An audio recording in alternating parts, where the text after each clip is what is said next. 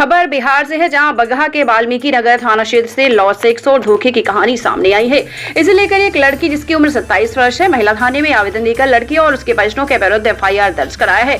दिए गए आवेदन में लड़की ने लिखा है कि भेड़िहारी थारू टोला का रहने वाला राकेश कुमार, उम्र 33 वर्ष, पिता प्रनाथ महतो के घर आती जाती थी तथा उनके परिवार लोग भी मुझे काफी मान सम्मान देते थे।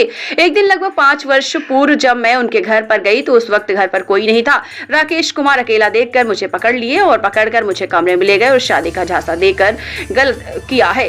जब लड़की ने इसका विरोध किया तो राकेश ने कहा कि तुम विश्वास करो, मैं तुम्हारे साथ शादी करूंगा। इस मामले में महिला थाने के थानाध्यक्ष धर्मवीर भारती ने बताया है कि लड़की के द्वारा आवेदन दिया गया है। मिले हुए आवेदन पर जांच की जा रही है। जांच कर आवश्यक कार्रवाई की जाएगी।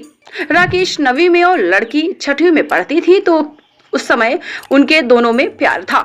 लड़की ने बताया है कि जब कक्षा 6वीं में पढ़ती थी तो राकेश 9वीं में पढ़ता था और उसी समय से वह एक दूसरे को पसंद करने लगे। तकरीबन 18 वर्ष पहले दोनों के बीच में प्यार हुआ। तब वह 9 साल की थी। सन 2012 में राकेश ने शादी रचा ली। जब लड़की ने कहते हुए राकेश को मना कर दिया कि तुम्हारी शादी हो गई है, अब मैं तुम्हारे साथ समय नहीं व्यतीत कर सकती, राकेश ने लड़की को समझाते हुए कहा कि इस शादी से मैं खुश नहीं हूँ, तुम्हारे साथ दोबारा शादी रचा लूंगा। लड़की ने दिए गए आवेदन में लिखा है कि इस बीच लड़का शादी का झांसा देकर गलत काम करता रहा। इसकी जानकारी जब लड़की ने अपने पिता को दी तो पिता लड़के के पिता से शिकायत करने पहुंच गए। दोनों के बीच समझौता हुआ कि लड़के की शादी तुम्हारी लड़की से करा दूंगा। राकेश के साथ तुम कितने दिनों से रिलेशनशिप में थी? 18 साल से, जब मैं 5 क्लास में पढ़ रही थी तब से। बोलते कहानी बताओ। उसके बाद बचपन से वो मेरे से बोलता था कि हाँ तुमसे प्यार करते हैं, तुमसे प्यार करते हैं, तुमसे शादी करेंगे। उसके बाद उसका शादी फिक्स हो गया। उसके शादी फिक्स होने के बाद मैं उससे बोली कि तुम शादी क्यों कर रहा है, तो बोला कि मेरे घर वाले की मर्जी है, हम उसके खिलाफ नहीं जा सकते हैं। मैं उस समय 10th क्लास में पढ़ रही थी। नहीं तो आती तो उसका शादी नहीं होने देती मैं। उसके बाद मैं मान ली, चलो ठीक है, शादी कर लिया। वो अपने रास्ते, मैं अपने रास्ते हो जाऊंगी।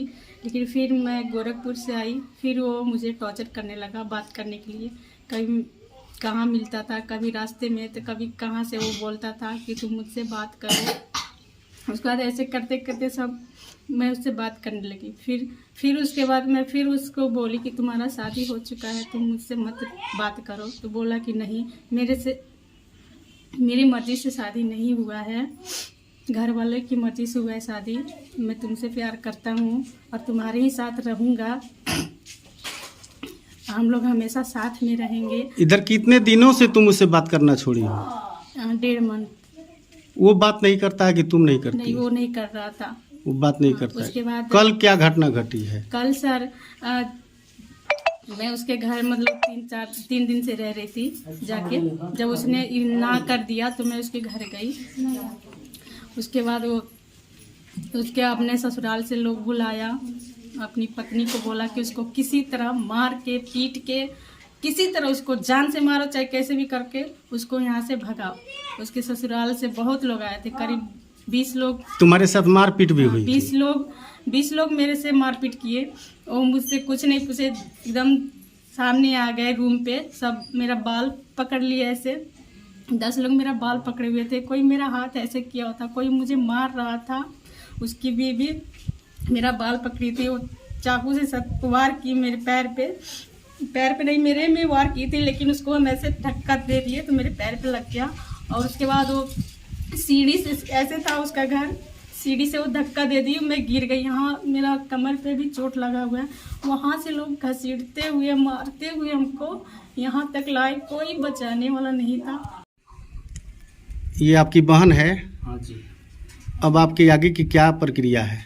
प्रक्रिया यही है सर कि ये इसके साथ इंसाफ किया जाए और ये इसे अपनाए, और जो भी इसके साथ मतलब कि वादा किया था और करते आया है, वो सब इसके साथ निभाए और इसे सामाजिक